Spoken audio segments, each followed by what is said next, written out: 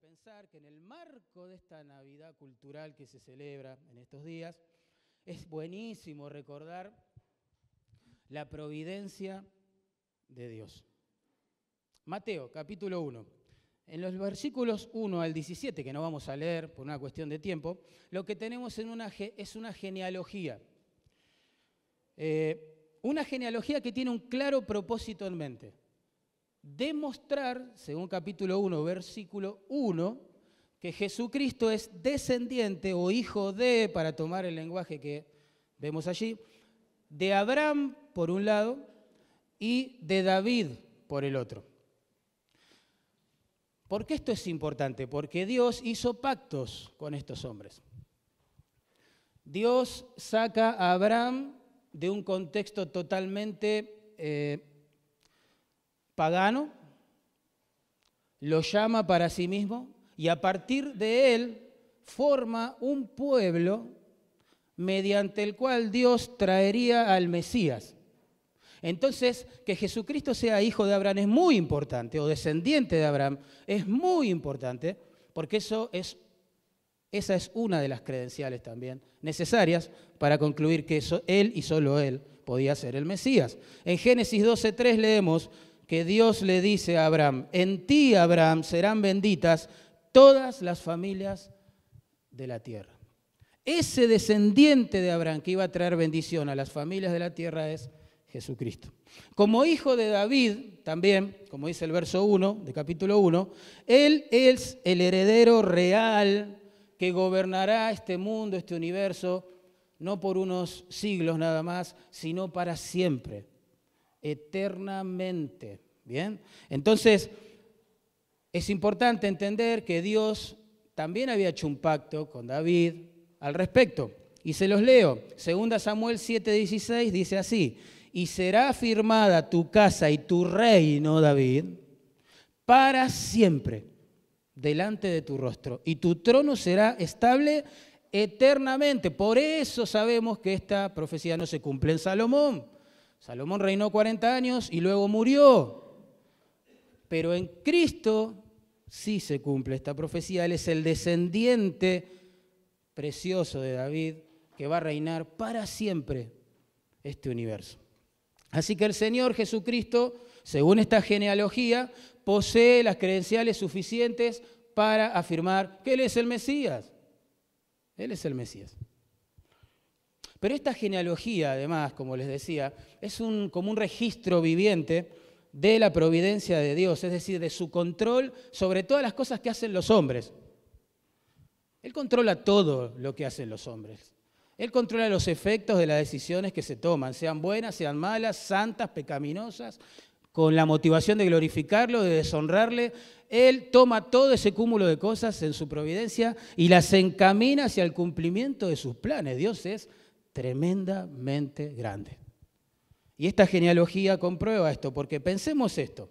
Si alguien eliminaba en algún momento de la historia al pueblo de Israel en general, o a la descendencia de David en particular, entonces el Mesías no podría venir, porque no podría cumplir con estos requisitos: ser hijo de David, hijo de Abraham.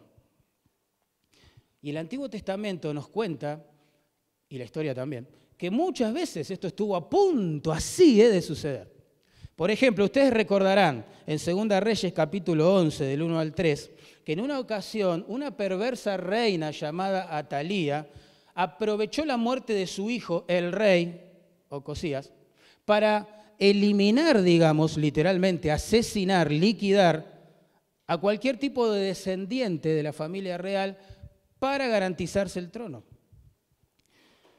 Claro, cuando uno comienza a leer el capítulo dice: wow, acá corre riesgo la línea mesiánica o davídica. De hecho, ella mandó a matar a sus nietos, que eran los únicos vivos que quedaban, uno por uno. Impresionante. Pero así de la nada, en el relato, aparece una mujer llamada Josaba, que por compasión tomó a uno de esos niñitos, el rey Joás, lo puso en sus brazos, se lo llevó muy lejos de la matanza, lo escondió en el tabernáculo tremendo esto. Y cuando el niño creció, lo presentó en sociedad como el verdadero descendiente y candidato al trono. ¿Qué hizo el pueblo? Lo aceptó como su rey. El rey Joás fue este bebé. A la perversa reina la asesinaron.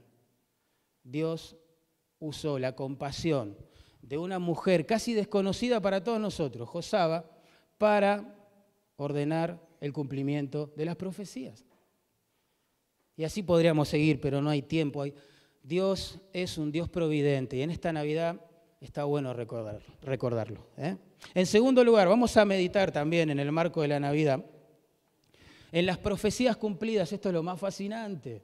Las profecías que se cumplen, vamos a ver hoy solamente por una cuestión de tiempo, alrededor del nacimiento del Mesías. Es precioso ver eso. De hecho, Mateo tiene una frase famosa, preferida, que la vuelca en su evangelio unas 12, 13 veces. Aparece por primera vez en capítulo 1, verso 22. Fíjense conmigo allí. Todo esto aconteció para que se cumpliese lo dicho por el Señor por medio del profeta. Esa es una frase favorita para Mateo. Aparece, por ejemplo, en capítulo 2, verso 5. Fíjense allí, si son tan amables. Ellos le dijeron en Belén de Judea, porque así está escrito por el profeta. Capítulo 2, verso 15. Al final, para que se cumpliese lo que dijo el Señor por medio del profeta. Capítulo 2, verso 17. Fíjense. Entonces se cumplió lo que fue dicho por el profeta Jeremías cuando dijo, etcétera, etcétera. Así la podemos rastrear en todo su evangelio. Mateo nos quiere dejar algo bien en claro en mente. No fue casualidad, nada de esto. Dios estaba gobernando su universo, los hombres, las circunstancias, para dejar en claro a todo el mundo, a través de las profecías cumplidas, que el bebé que nacía en Belén era su hijo, era el Mesías prometido, era Dios hecho hombre. Primer profecía que vamos a ver que se cumple alrededor del nacimiento de Jesús es que nacería de una virgen. Eso lo vemos en el capítulo 1, versículos 18 al 25. Solo quiero que miren, por favor, conmigo el verso 23, porque allí se cita una profecía de Isaías, específicamente el capítulo 7, verso 14, que se escribió, escuchen esto, 700 años antes de que el Salvador se hiciera hombre allí en Belén. 700 años antes. ¿Bien? Y dice, capítulo 1, verso 21. Y dará a luz un hijo, son las palabras del ángel, ¿no? Hablando con José. Y llamará su nombre Jesús, porque él salvará a su pueblo de sus pecados. Todo esto aconteció para que se cumpliese lo dicho por el Señor por medio del profeta, cuando dijo, he aquí una virgen concebirá y dará a luz un hijo y llamará su nombre Emmanuel, que traducido es Dios con nosotros. Mateo está citando Isaías capítulo 7, verso 14, para comprobar que el nacimiento virginal de Cristo estaba anunciado 700 años antes de que ocurriera. Y es interesante notar el contexto también de este nacimiento. Por ejemplo, en el verso 18 vemos que María y José estaban desposados. Para los judíos el desposorio en aquel tiempo era un contrato matrimonial realmente, que tenía valor jurídico y que solo se podía romper a través de un divorcio también. Es decir, era como un contrato matrimonial. Nosotros le llamaríamos hoy compromiso, pero la diferencia es que tenía una connotación legal gigante. ¿Bien? Es decir, que María y José tenían, digamos, el compromiso de casarse a la brevedad. Según la cultura, ni bien José terminara su casa. ¿Bien? Mientras tanto, ellos no convivían. ¿Sí? Estaban desposados, cada uno viviendo en su casa. Por eso la frase allí que aparece, antes que se juntasen, es un eufemismo de las relaciones sexuales. Lo que Mateo quiere decir es esto. María y José estaban casados por contrato, pero todavía no convivían. Sin embargo, María quedó embarazada. ¿Qué va a pensar José? ¿qué va a pensar? Me fue infiel, me engañó. Entonces José piensa cómo hacer un divorcio secreto. Esa es la idea. Bueno, es interesante que la ley del Antiguo Testamento, especialmente en Deuteronomio capítulo 22, versos 23 y 24, decía lo siguiente ante un caso como este. Si hubiera una muchacha virgen desposada con alguno, esa es María, es el caso de María, y alguno la hallare en la ciudad y se acostare con ella, eso es lo que pensó José que pasó. Entonces los sacaréis a ambos a la puerta de la ciudad y los apedrearéis y morirán. Wow, eso decía la ley. O sea, María en un punto debía morir apedreada, supuestamente. Pero también tenemos registros históricos de que en esta etapa de la historia de la redención hubo como una especie de plan B a este mandamiento, donde podía optar el marido ofendido, o el desposado ofendido, por un divorcio secreto. Se hacía delante de pocas autoridades, ¿bien? Se firmaba una carta de divorcio y la persona quedaba en libertad. Y se guardaba de esa manera a los dos adúlteros de morir apedrados. Y esto es lo que quiere hacer José acá. Dice el texto allí que quiso dejarla secretamente. Pero José tampoco estaba dispuesto a vivir con una mujer adúltera o supuestamente adúltera, que supuestamente lo había engañado. Por eso pensó en este plan. Es asombroso esto. En Lucas capítulo 1, verso 34, vemos que cuando el ángel le habla a María, no a José como en este caso, sino a María, acerca de que iba a quedar embarazada y a partir de allí iba a nacer el Salvador, responde al ángel en su inocencia, ¿no? Dice, ¿pero cómo será esto? Pues no conozco varón. La palabra que se traduce ahí conozco es un eufemismo también de las relaciones sexuales, ¿no? ¿Cómo voy a quedar embarazada? Le pregunta al ángel María si yo no tengo relaciones con nadie.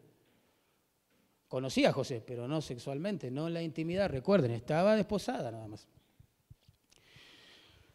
Bueno, creo que Mateo a propósito describe la perplejidad de José aquí, el conflicto que tuvo al enterarse que María estaba embarazada. Lucas a propósito también describe la perplejidad de María cuando se entera de que va a quedar embarazada, para justamente remarcar que Jesús no era el hijo biológico de José, ni de María. Jesús es el Verbo de Dios encarnado, que se estaba haciendo hombre, aquel que siempre existió, que era en el principio con Dios, dijo el apóstol Juan. Ahora estaba revistiendo su deidad de humanidad. Y esto fue hecho por obra del Espíritu Santo, un milagro asombroso. Él existía cara a cara, dice Juan capítulo 1, con el Padre, en plena comunión con el Padre, antes de que todas las cosas fuesen creadas. Por lo tanto, no es que Jesús en Belén comienza a existir, Él siempre existió. Lo que hizo en ese momento es revestirse de humanidad. Milagro de los milagros, maravilla de todas las maravillas. Duele darse cuenta solo con mirar la televisión o salir a comprar algo para esta fiesta, que nadie o casi nadie parece pensar en esto. Pero Dios partió la historia del hombre en medio con un evento asombroso. Se humanó, se hizo carne. Tremendo. Y la iglesia debe proclamar eso, celebrar esto. ¿Por qué era tan importante este nacimiento virginal? Bueno, ustedes saben que el Mesías no tenía que heredar la naturaleza corrupta, pecaminosa, en este caso de José. Es importante eso, porque él iba a ser nuestro representante en la cruz, iba a morir por nosotros y en lugar nuestro. Y tenía que ser perfecto, santo y sin mancha, sin pecado, sin naturaleza pecaminosa, tampoco. Y el nacimiento virginal hizo que esquivara, por así decirlo, la herencia que desde Adán al presente todos tenemos nacemos en pecado. Por eso pecamos. Quien nace en pecado no puede dar otro fruto. Tarde o temprano manifiesta su pecado. Pecamos porque nacemos pecadores. En segundo lugar, el nacimiento virginal era importante, como dice Mateo, porque se tenían que cumplir las profecías acerca de Jesús, para que la gente pueda identificar quién era Él. Pero había un problema más de fondo. El Mesías tenía que esquivar una maldición que Dios había hecho sobre Jeconías, un rey malvado. Dios le dijo, lo voy a leer en Jeremías 22:30, a este perverso rey, que ninguno de su descendencia lograría sentarse sobre el trono de David, ¿escuchó eso? Ni reinar sobre Judá. El problema es que este hombre que recibe esta maldición es antepasado de David. ¿Y se acuerdan lo que dijimos hoy, no? Que la genealogía quería mostrar que Jesucristo era hijo descendiente de David. Entonces acá estamos en un problema tremendo, porque ningún descendiente de este rey, Jeconías, podía sentarse en el trono a reinar este universo, este mundo. Y noten, para complicar aún más las cosas, capítulo 1, fíjense conmigo, verso 6, ahí aparece el nombre de el rey David. Noten capítulo 1, verso 11. Allí aparece el nombre de Jeconías, ¿ven? Y en 1:16 aparece el nombre de José. O sea que José era descendiente de Jeconías. Entonces esto ha metido en apariencia a la providencia soberana de Dios en un aprieto. Por supuesto sabemos que no es así. El versículo 16 de capítulo 1, noten bien, usa un pronombre ahí femenino singular que se traduce de la cual nació Jesús llamado el Cristo. Eso está hecho de manera intencional. Si uno leería toda la genealogía, se encuentra con esta frase todo el tiempo. Por ejemplo, verso 13, Zorobabel engendró a Abiud. Abiud, se suple el verbo, engendró a Eliakim. Y Eliakim engendró a Azor. Y así sigue la genealogía. Pero cuando llega el verso 16, miren cómo cambia el lenguaje.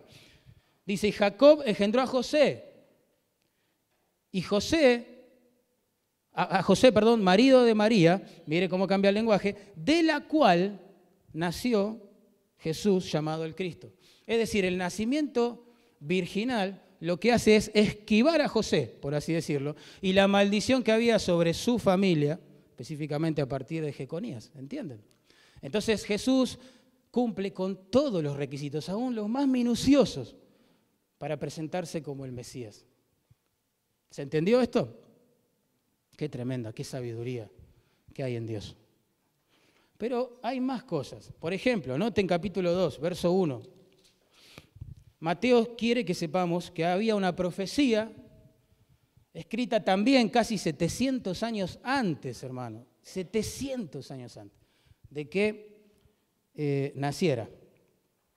Que decía que él no iba a nacer en cualquier lado de este mundo, sino específicamente en una aldea súper desconocida, muy pequeñita, ignorada, menospreciada en aquel tiempo, llamada, ¿dónde nació Jesús?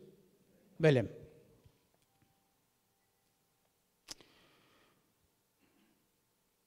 Tremendo esto, porque cuando Herodes, el rey de Herodes, escucha de labios de esos magos, por tradición reyes magos, Melchor, Gaspar y Baltasar, pero eso lo dejamos a un costado. Dije que no era mi propósito hablar de esas cosas hoy. Cuando vienen estos sabios realmente del Oriente, estudiosos entre otras cosas de la ley de Moisés sin duda, y de los profetas, le dicen a Herodes, y la idea es que venían ya diciéndolo por todo el pueblo, ¿dónde está el rey de los judíos que ha nacido? ¿Dónde está? Queremos ir y adorarlo, traemos regalos para él. Claro, Herodes se enteró de esto y los mandó a llamar. También mandó a llamar a todos los estudiosos, los eruditos en la ley de Moisés y en los profetas. Y les dice, bueno, a ver, hombres, ¿dónde tiene que nacer el Mesías según la profecía? Pregunta Herodes. Y estos escribas, sacerdotes, etcétera, responden con sabiduría y conforme a la verdad. Dicen y citan, es más, a un profeta, noten, capítulo 2, verso 5. Ellos le dijeron, en Belén de Judea, porque así está escrito por el profeta, ¿ven? Y tú, Belén, de la tierra de Judá, no eres la más pequeña entre los príncipes de Judá, porque de ti saldrá un guiador que apacentará a mi pueblo Israel. La respuesta fue buena. Fueron a la Biblia, dijeron, mira, así como en tono descreído, ¿no? Si supuestamente van a ser el Mesías, no es acá. Herodes, quédate tranquilo, es una aldea chiquitita, Belén. Belén. Bueno, aunque respondieron bien, muestran su falta de fe y muestran su falta de amor por Cristo. ¿Por qué? Porque ni siquiera fueron capaces de viajar con estos sabios que vinieron del Oriente, unos quizás 10, 12 kilómetros, hasta Belén, a ver si esto era cierto, fíjate. Aconsejaron lo correcto, pero sin fe. Bueno, eso sigue pasando hoy en día, hago un paréntesis, ¿no? Están los estudiosos curiosos de Jesús, digo yo, en las iglesias, rodeando las iglesias. Son almas que estudian, leen o ven documentales, son fanáticos de los documentales acerca de los detalles de la vida de Jesús, pero no se arrepienten de sus pecados, no se sujetan a Él como su amo y Señor, y no le aman, no le sirven. Pero preguntan sobre Jesús, son curiosos, saben muchas cosas. Qué tragedia, acá había algunos. Responden bien. Lo cierto es que la profecía decía que el más grande del universo iba a nacer en la aldea más pequeña de la tierra. El Mesías iba a nacer en Belén. Pero quiero decirles algo, había un gran problema para que esta profecía se cumpla también. Que José y María en ese momento estaban viviendo en Nazaret, hermano, no en Belén. Que eso quedaba más o menos unos 120 kilómetros al norte, casi en línea recta de Belén. Era muy lejos. Muy lejos. María embarazada 9 meses, prácticamente, casi. ¿Cómo se iba a cumplir esta profecía? Bueno, Lucas nos cuenta lo que pasó. En el capítulo 2, versículo 1 al 7, nos dice que al noveno, fíjate vos, justo al noveno mes de embarazo de María, Augusto César, el emperador de turno, promulgó un edicto para que todas las personas ciudadanas fuesen empadronadas. Para eso, cada uno tenía que volver a su ciudad de origen. Por eso es que José y María emprenden un viaje súper peligroso, con una panza gigante ya crecida, a punto de dar a luz, hasta Belén, porque ambos provenían de esa aldea. Genial. Ahora, quiero decirles algo. Augusto César no promulgó este edicto para que se cumpliera la profecía, ni la conocía. Él hizo eso para actualizar los registros y poder ser más fino y preciso en el cobro de los impuestos. Esa es la verdad. Los romanos eran expertos en esto. Pero Dios usó un edicto de un emperador que estaba pensando en dinero para que se cumplieran sus planes. ¿Me van siguiendo? Dios es asombroso, está por encima de los hombres. Él es providente, maneja todas las cosas de tal manera que siempre se haga su voluntad y se cumplan sus propósitos. Es asombroso. Mire lo que dijo Lucas. Y José subió de Galilea, de la ciudad de Nazaret, porque ahí estaban, a Judea, a la ciudad de David, que se llama Belén. Y aconteció que estando allí en Belén se cumplieron los días de su alumbramiento, justo. Y dio a luz a su hijo primogénito y lo envolvió en pañales o telas, ¿no? Es la idea. Así que Dios hace lo que quiere. Pero no solo eso. Noten, hay otra profecía más. En el versículo 15 del capítulo 2, nos dice que el niño sería llevado por sus padres a Egipto. Algo extraño también, difícil de cumplir. Capítulo 2, verso 15.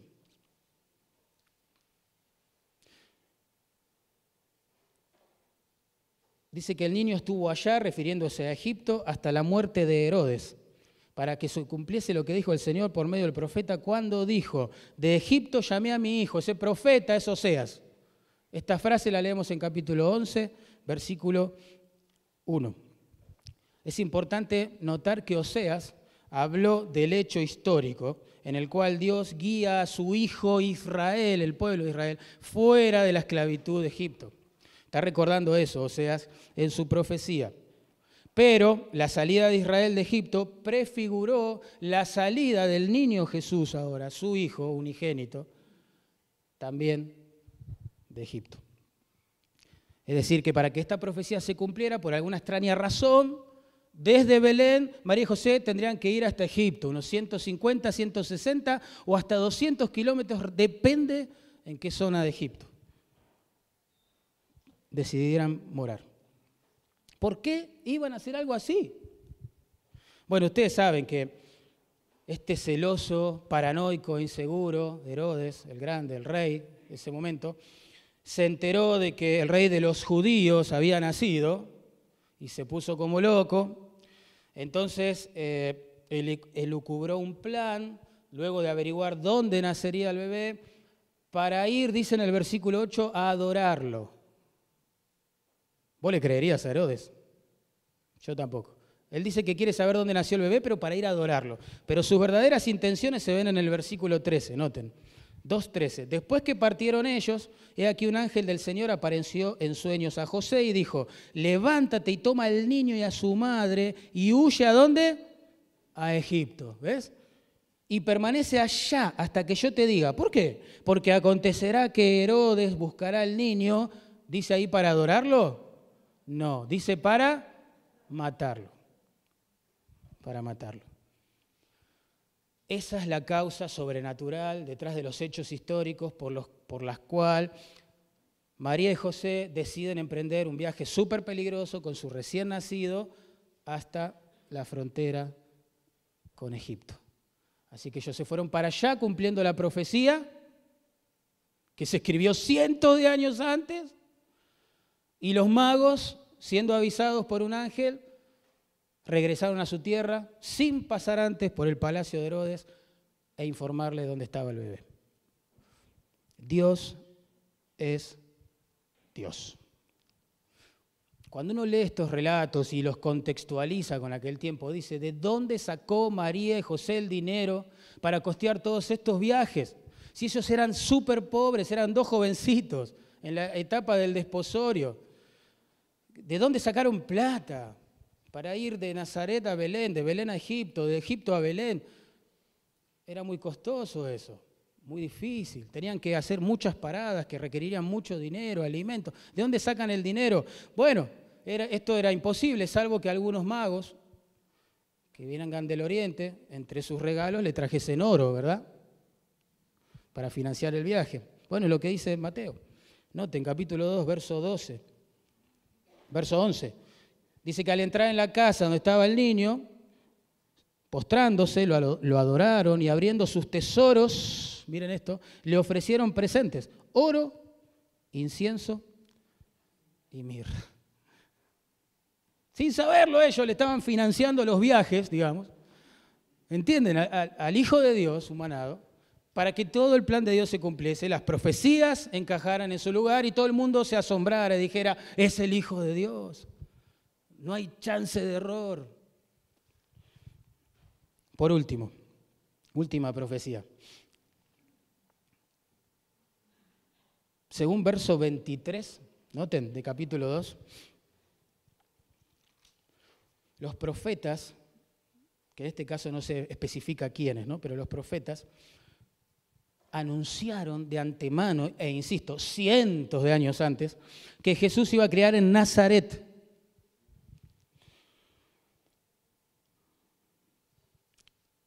Leo allí lo que dice la palabra, Mateo 2, 22. Y vino y habitó en la ciudad que se llama Nazaret, para que se cumpliese lo que fue dicho por los profetas, que habría de ser llamado Nazareno. ¿Qué pasó? ¿Por qué ahora de Egipto María y José iban a querer viajar ahora hasta el norte de nuevo, a Nazaret?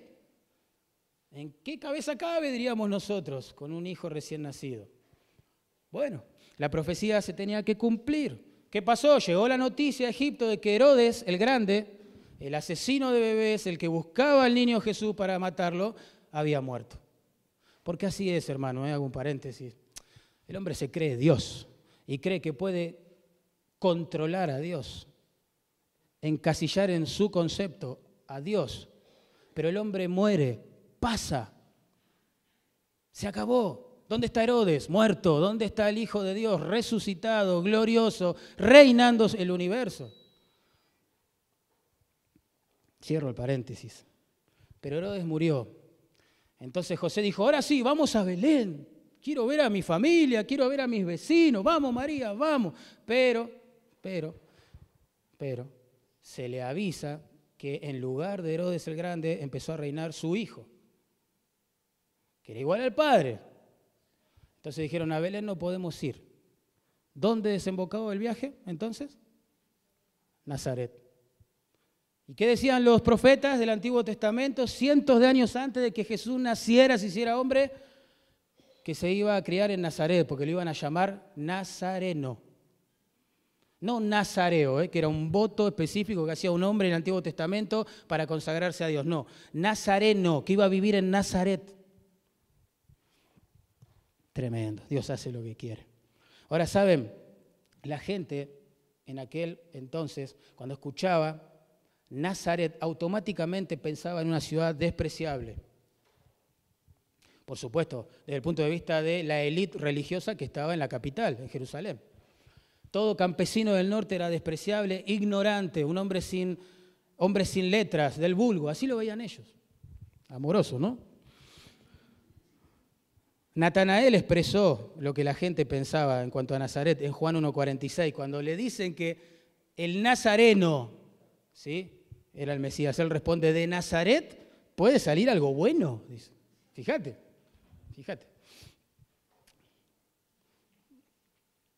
¿Podemos pensar en algún barrio, en algún estadio de fútbol que represente Nazaret? No digo nada de eso, pero lo pienso, ¿eh? O sea, lo que quiere decir esta profecía es que él iba a ser menospreciado, ¿entienden? Eso a mí me conmueve. El Dios de la gloria, el Dios de los cielos, el soberano humanado, iba a ser despreciado, desechado por los hombres. Salió de Nazaret, se crió en Nazaret. Qué increíble. Todo en Dios es tan sublime e inesperado, como dice Marcos Vidal en una de sus canciones, como nieve en verano, ¿no? Es asombroso el Señor. El más grande nace en la aldea más chica, es perseguido, lo quieren matar, vuelve a crecer, por así decirlo, a pasar sus días de infancia en un pueblito menospreciado. Pero era el Dios del universo. Y así estaba anunciado en los profetas. En el Salmo 22, del 6 al 8, imagínense a Jesús, 1000 años después que se escribió lo que voy a leer, en la cruz, diciendo estas cosas, pensando estas cosas. Tremendo lo que voy a leer.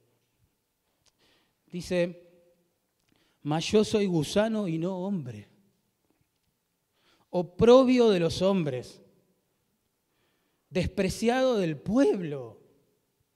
Todos los que me ven me escarnecen o se burlan, estiran la boca, menean la cabeza, diciendo, se encomendó a Dios, líbrele de él. Tremendo. ¿Saben que el mismo Mateo toma esas palabras que acabo de leer y las usa para describir el momento de la crucifixión del Dios de los cielos? Y usa estas palabras, Mateo 27, miren, 39 al 44. Dice Mateo, nos cuenta que los que pasaban le injuriaban al Señor, meneando la cabeza. También los principales sacerdotes, escarneciéndole con los escribas y fariseos y los ancianos, decían, escuchen esto, confío en Dios, líbrele ahora si le quiere, porque ha dicho, soy hijo de Dios. Tremendo, profecía cumplida en el Calvario. El Dios de los cielos iba a ser menospreciado. Isaías capítulo 53, verso 3 dice, despreciado y desechado entre los hombres, como un paria de la sociedad, ¿entienden? Así va a ser tratado. Varón de dolores, experimentado en quebrantos, y como que escondimos de él el rostro, como que ni quiero que me identifiquen con él, es la idea.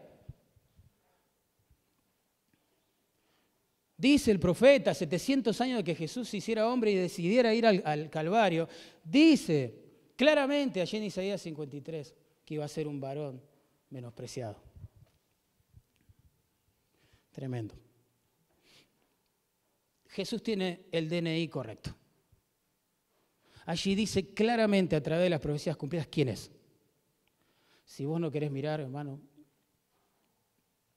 vas a tener que rendir cuentas a Dios. Porque Dios quiso hacer esto no en secreto, como dice el apóstol Pablo, predicando el evangelio a los judíos. Lo hizo a la vista de todos. Expuso a vergüenza a su Hijo a la vista de todos. ¿Saben? La precisión de las profecías bíblicas respecto a Cristo son asombrosas. No tiene nada que ver con otro tipo de profecía que hay por ahí dando vuelta. En algún momento, en algún siglo, alguna ciudad se incendiará. No, acá estamos hablando de un Dios que conoce las cosas antes de hacerlas y que se glorifica haciéndolas de esa manera a sí mismo. ¿Vieron el Google Tierra? Yo le digo así porque me cuesta pronunciar en inglés. El Google Tierra. ¿Cuántos tienen ese programa o lo conocen?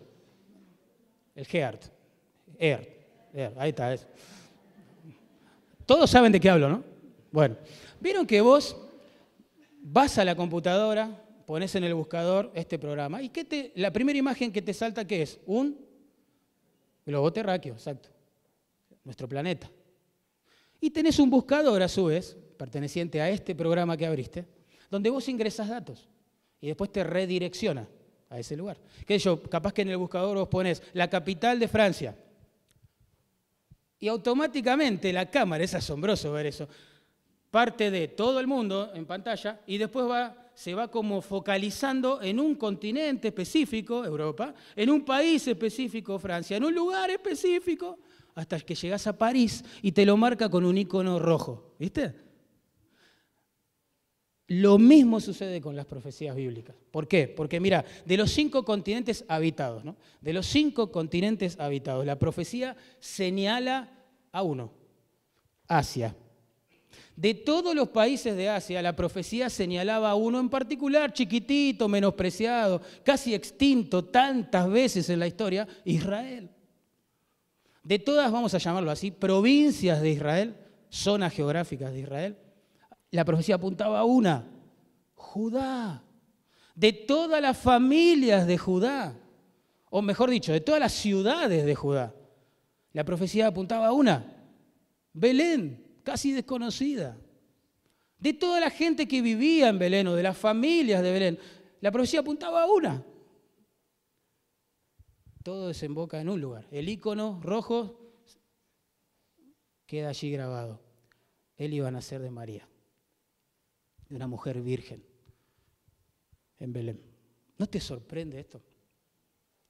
¿No tienes ganas de contárselo a todo el mundo? ¿Quién es Jesús? Él tiene el DNI correcto. Pero si yo terminara acá el mensaje, no podría dormir esta noche. Estaría pecando contra todos y contra Dios.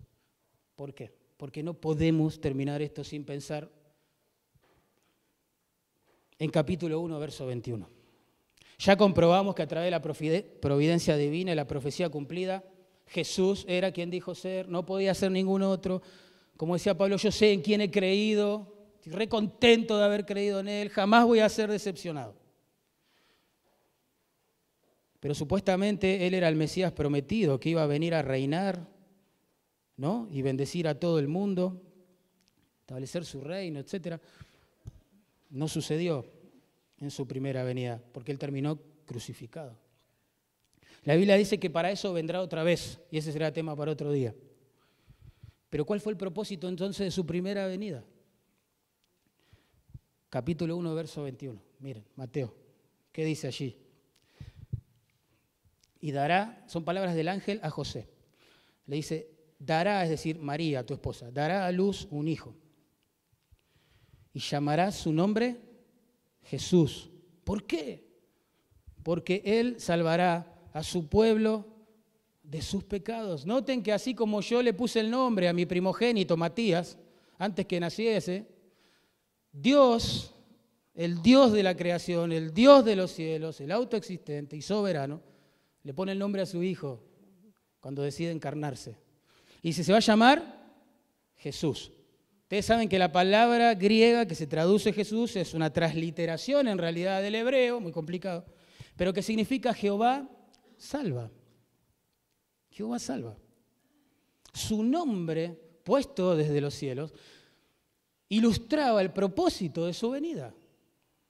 Claramente, la voluntad del Padre para su Hijo era que sea el Salvador de su pueblo, dice ahí. Claramente, noten, y dará a luz un hijo, y llamará su nombre Jesús. ¿Por qué ese nombre? Porque Él salvará a su pueblo de sus pecados. La palabra que se traduce salvará, o el verbo ahí traducido salvará, tiene un significado muy amplio, pero significa básicamente, y en este caso en particular, ser rescatado, ser liberado de una situación en extremo peligrosa, angustiosa. Y el texto lo que está diciendo es que este Dios que se humana y lo comprueba a través de las profecías, hizo eso para salvar a su pueblo de sus pecados. Tremendo. Pero uno se pregunta, y vos capaz que te preguntás ahora, ¿en qué situación desesperante estoy yo? ¿Que yo estoy metido en un problema y no lo sé? ¿Hay algo mal conmigo? O sea, Dios tiene que enviarme un Salvador. ¿Por qué? ¿En qué situación estoy yo? Tan peligrosa, tan tremenda, de la cual no puedo zafar por mí mismo, y que ameritó que Dios hiciera un plan tan maravilloso como este, pero tan costoso. Dice el texto ahí, salvará a su pueblo de sus pecados. ¿Saben el problema gigantesco de la humanidad? Que lamentablemente no se promociona, no se publica, no se esparce, no se viraliza,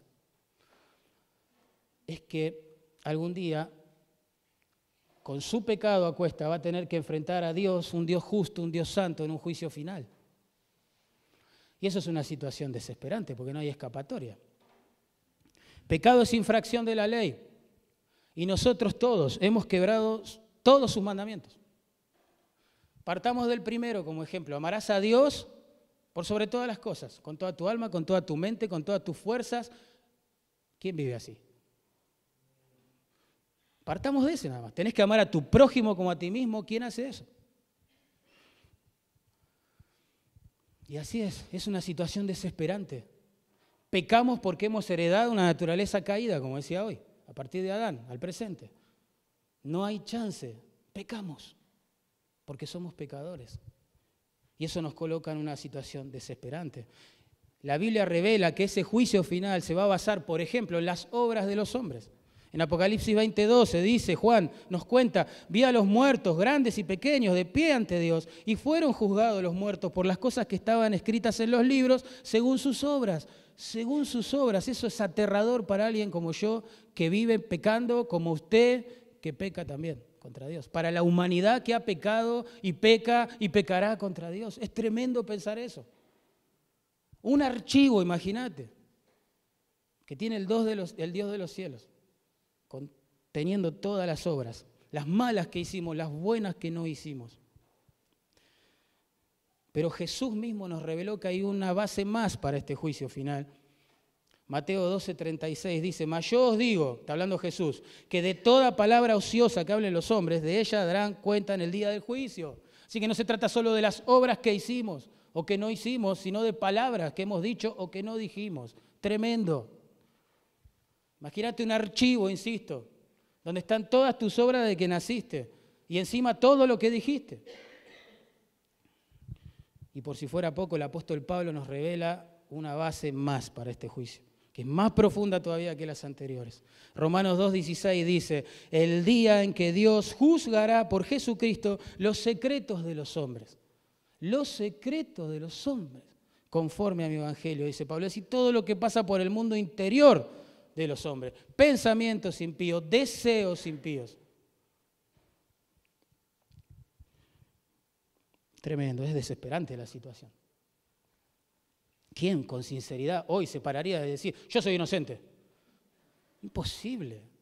Por favor, tenemos que ver esto, es tremendo. Pero acá viene la noticia, hermano, de Navidad, de la Encarnación. Dice, Él salvará. Él salvará, este niño salvará a su pueblo de sus pecados. Él, el pronombre es súper enfático, la idea es Él y solo Él puede rescatar a la humanidad de esta situación desesperante en la que se encuentra, ¿entiendes?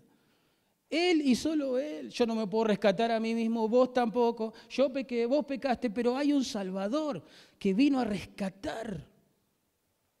Es asombroso. Él salvará a su pueblo. El tiempo y modo verbal comunican esto. Es imposible que no lo haga. Lo va a hacer. Ponele la firma, poné el sello ahí.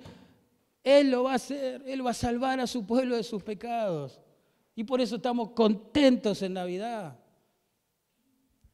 Porque nos tendría que haber puesto la ropa de condenados. Pero como cantábamos hoy, nos puso ropa fina. Cuando nos arrepentimos y confiamos en Él.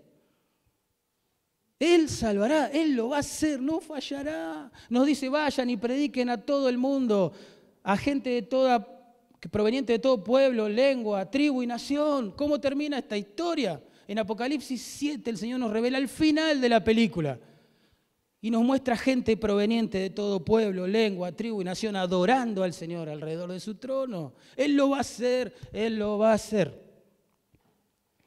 No va a fallar.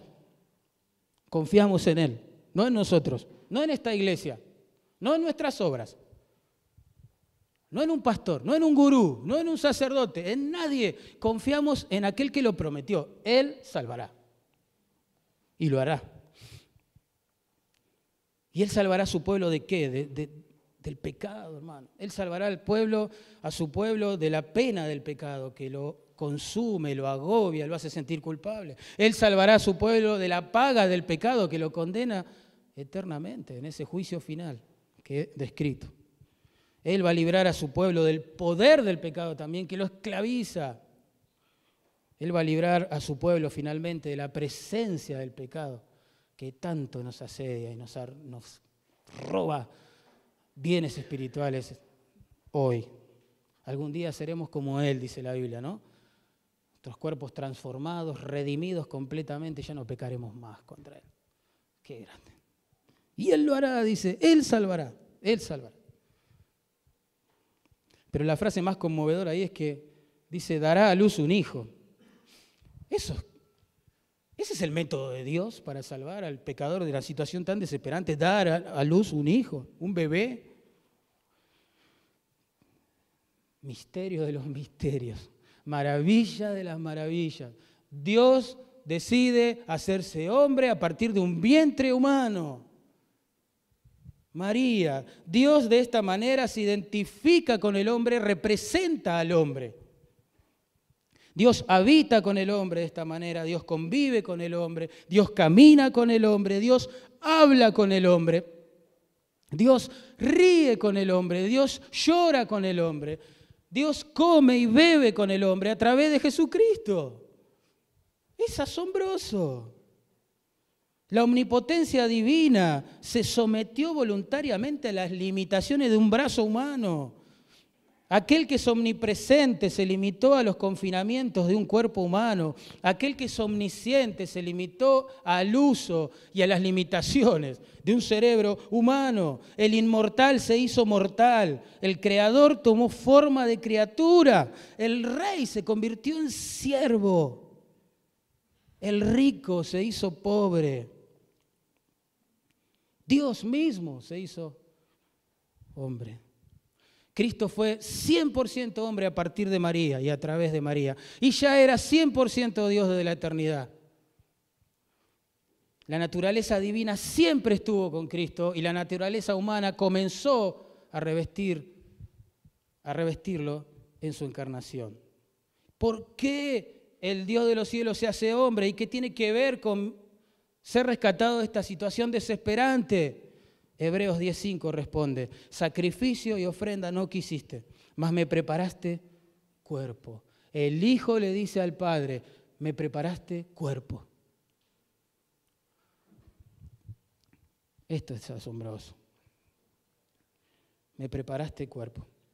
Me capacitaste, Padre, con un cuerpo para representar a los hombres y morir por ellos, en lugar de ellos, y de esa manera poder salvarlos. ¿Por qué? Porque la Biblia dice claramente que la paga del pecado es la muerte, física y eterna. Jesús, entonces, asume el castigo de tu pecado, de mi pecado, el castigo de su pueblo sobre sí mismo. Por eso dice, Padre, me preparaste cuerpo. Si no, yo no podría haber cumplido con la meta de salvar a tu pueblo. ¿Por qué murió? Bueno, Jesús quiso morir en la cruz, como dice el texto, para saldar la deuda de pecado de su pueblo. Pero resucitó también, no quedó en la tumba, resucitó para comprobar claramente en su DNI de Salvador que Él no moría por pecados propios, porque si no todavía permanecería muerto. Pero Él, al vencer la muerte, comprobó delante de todo el planeta que moría por pecados ajenos.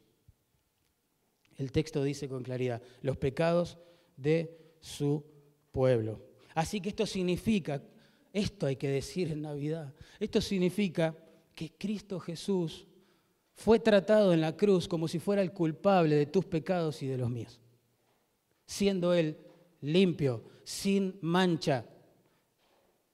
En su boca no hubo engaño. Lo escribió Pedro, que vivió 3 años a su lado. Pero fue tratado como si fuera el culpable de todos nuestros pecados. Nuestra culpa y castigo, hermanos, en realidad no fueron indultados, fueron trasladados al cuerpo de su amado Hijo. El justo Jesús muere por los injustos para llevarlos a Dios. Tremendo. El mismo Dios que en su justicia, insisto, debe condenarnos por nuestro pecado en ese juicio final. Y es lo que deberíamos esperar, sin acusarlo de crueldad, sino asumir que es justo y nosotros no. En su amor sublime, asombroso, unilateral, decide condenar a su Hijo en nuestro lugar. Dios muestra su amor. Dios ama, muestra y lo muestra. Dios muestra su amor por nosotros. En que siendo aún pecadores, Cristo murió por nosotros. Así que en la cruz Jesús estuvo en total libertad de decir, consumado es. Ya está. La deuda de los pecados de mi pueblo ha sido saldada. Ahora Dios, en su justicia y sin dejar de ser justo entonces, puede adoptar como hijo a cualquier pecador que se arrepiente de su maldad, se vuelve a Cristo, lo abraza a Cristo como su Salvador, se somete a Cristo para siempre. ¿Por qué? Porque la deuda ya fue cancelada. ¿Por quién? ¿Por nosotros? Imposible. Por Cristo. Por eso la voz del Señor manda a todos los hombres en todo lugar que se arrepientan, le crean a Cristo, y en estas fiestas, créanme, nuestra oración es que se vuelvan las personas de su pecado para abrazar por la fe al Señor, insisto, como su Salvador, se sujeten a Él como su Señor, le amen para siempre, le sigan, le sirvan y experimenten vida eterna. Al fin y al cabo, el mismo Jesús dijo, el que a mí viene, ¿qué dijo? No le echo fuera. Si en esta mañana vos querés ir por la fe a Jesús, es un milagro. No lo hubieras hecho así nomás. Es porque Dios te está mostrando esto. Quizás estás en esa situación desesperante. No sabés cómo ser librado y entendés que para eso se humanó Jesús. Oremos entonces.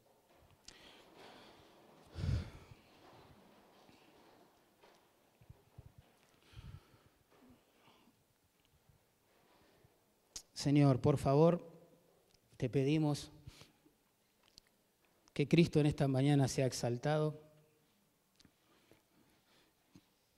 que por primera vez alguien pueda verlo como su Señor y su Salvador. Sería precioso, Señor. pero también tu pueblo.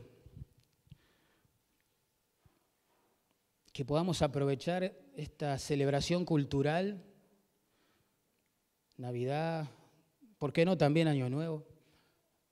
Para predicar el Evangelio, para predicar a Cristo, que es el Evangelio, a las personas que amamos, pero que todavía están muertas en delitos y pecados, que todavía están atrapadas en esta situación desesperante, esperando un juicio final, una condenación, si tú no intervienes, Señor.